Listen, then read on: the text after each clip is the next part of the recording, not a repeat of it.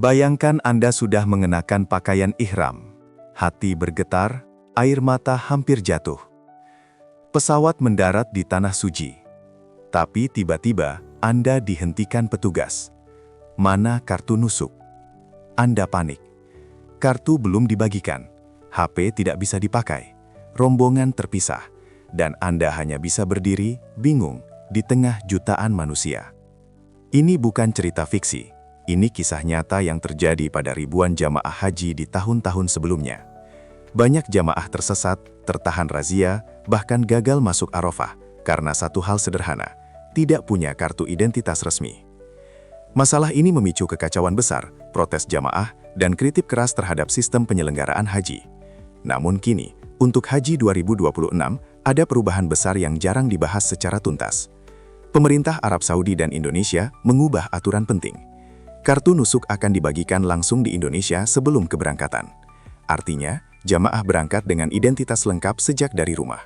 Tapi pertanyaannya, apakah ini benar-benar solusi? Atau hanya upaya menenangkan publik setelah kegagalan masa lalu? Di video ini, kita akan bongkar fakta, makna dan dampak besar dari aturan baru ini bagi calon jamaah haji 2026. Kartu nusuk adalah identitas resmi jamaah haji di Arab Saudi, dan fungsinya jauh lebih besar dari sekadar kartu tanda pengenal. Kartu ini menjadi kunci utama akses ibadah haji, mulai dari memasuki kota Mekah dan Madinah, hingga titik-titik krusial seperti Arafah, Muzdalifah, dan Mina. Tanpa kartu nusuk, jemaah bisa mengalami masalah serius. Mereka berpotensi dicegat di pos pemeriksaan, ditolak naik transportasi resmi, bahkan dianggap sebagai jamaah ilegal meskipun secara administratif berangkat melalui jalur resmi. Inilah mengapa kartu nusuk sering disebut sebagai tiket hidup jamaah selama di Tanah Suci. Pada musim haji sebelumnya, distribusi kartu nusuk menjadi salah satu sumber kekacauan terbesar. Banyak jamaah mengaku sudah berada di Makkah tetapi belum memegang kartu, sehingga mereka bingung, panik, dan takut keluar hotel. Ada yang terlambat berangkat ke Arafah, ada yang tersesat, bahkan ada yang harus berjalan kaki karena tak bisa naik bus resmi. Masalah ini bukan sekedar soal kartu, tetapi menyangkut keselamatan, kenyamanan, dan kelancaran ibadah. Karena itulah, perubahan sistem distribusi kartu nusuk untuk Haji 2026 menjadi sangat krusial dan menentukan, apakah kekacauan lama benar-benar bisa diakhiri, atau justru terulang kembali dengan wajah baru. Untuk pertama kalinya, aturan penting dalam penyelenggaraan haji resmi diubah secara mendasar. Pada Haji 2026, kartu nusuk tidak lagi dibagikan di Arab Saudi, melainkan sudah diterima jamaah sejak masih berada di Indonesia. Ini bukan sekedar perubahan teknis, tapi perubahan strategis yang berdampak besar bagi kelancaran ibadah. Selama ini, banyak jamaah berangkat dengan rasa cemas karena kartu identitas utama baru dibagikan setelah tiba di Madinah atau Makkah. Akibatnya, ketika terjadi keterlambatan distribusi, jamaah tidak bisa bergerak bebas, tertahan di hotel, bahkan ada yang gagal mengikuti rangkaian ibadah tepat waktu. Dengan sistem baru ini, jamaah berangkat dengan status jelas dan aman secara administratif. Sejak turun dari pesawat, mereka sudah tercatat sebagai jamaah resmi, siap masuk ke semua wilayah suci tanpa rasa khawatir. Dari sisi psikologis, ini memberi ketenangan besar, terutama bagi jamaah lansia yang mudah panik saat dokumen belum lengkap.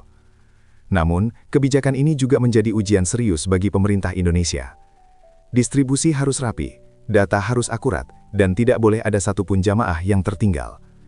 Jika berhasil, Haji 2026 bisa menjadi titik balik pembenahan sistem haji yang selama ini sering bermasalah. Salah satu hal paling menarik dari aturan baru Haji 2026 adalah keputusan bahwa aplikasi nusuk tidak diwajibkan untuk jamaah haji reguler. Ini bukan keputusan sepele, tapi langkah yang sangat realistis.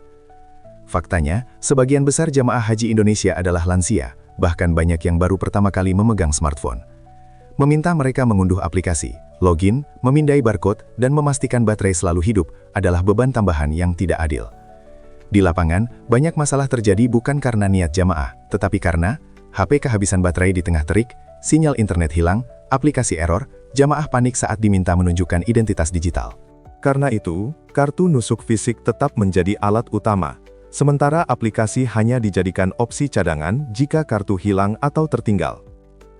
Keputusan ini menunjukkan perubahan besar dalam cara berpikir penyelenggara haji, Teknologi harus menyesuaikan manusia, bukan sebaliknya. Namun tetap perlu diingat, aplikasi nusuk seharusnya tetap disosialisasikan dengan baik, agar jamaah tidak gagap saat kondisi darurat. Inilah keseimbangan antara modernisasi dan realitas di lapangan, sesuatu yang lama hilang dalam penyelenggaraan haji. Selain kartu nusuk, jamaah haji Indonesia sebenarnya memiliki satu kekuatan besar yang sering luput disadari, identitas visual yang jelas dan mudah dikenali. Ya, seragam batik haji Indonesia. Di tengah jutaan manusia dari berbagai negara, batik Indonesia bukan hanya simbol budaya, tetapi juga alat pengaman yang sangat efektif. Bagi petugas keamanan Arab Saudi, seragam ini memudahkan proses identifikasi. Ketika ada jamaah tersesat, kelelahan, atau terpisah dari rombongan, petugas bisa dengan cepat mengenali bahwa ia berasal dari Indonesia, lalu mengarahkannya ke jalur bantuan yang tepat. Ini sangat penting, terutama di masa puncak haji, saat kepadatan manusia bisa mencapai titik ekstrim. Kombinasi antara kartu nusuk dan identitas visual membuat jamaah Indonesia relatif lebih terlindungi dibanding jamaah dari negara yang tidak memiliki sistem seragam nasional. Artinya, sistem keamanan tidak sepenuhnya bergantung pada teknologi digital yang bisa gagal sewaktu-waktu, tetapi juga pada pendekatan manusiawi di lapangan.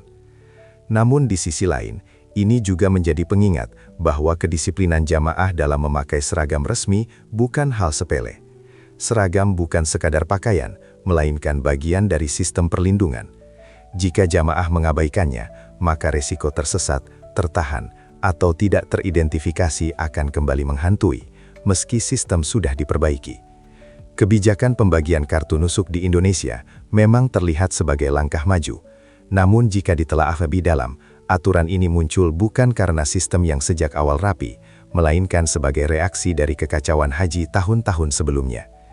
Ribuan jamaah sempat kebingungan, tertahan razia, bahkan gagal masuk Arafah hanya karena masalah kartu dan data. Pertanyaannya sekarang, apakah perubahan ini akan benar-benar menyelesaikan akar masalah atau hanya memindahkan potensi masalah ke fase awal keberangkatan?